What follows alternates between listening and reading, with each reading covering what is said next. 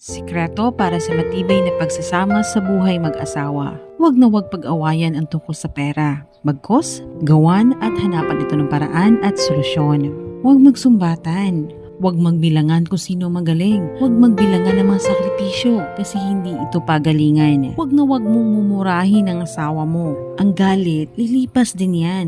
Pero yung masakit na salitang iyong binitiwan, hindi niya na yan makakalimutan kahit kailan.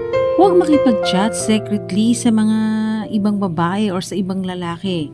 In short, don't cheat. Respeto. Respeto ang partner mo. Tsak kapag di nawala yan yung pagre-respeto, magtatagal kayo hanggang dulo. And of course, last, put God in the center of your relationship. Dahil mas magiging matibay kayo, mas magiging mapagmahal kayo sa isa't isa. Lalong mag-grow po ang respeto at ang pagmamahalin niyo sa isa't isa pag merong Panginoon sa gitna na inyong pagsasama. Kung nakarelate ka sa usaping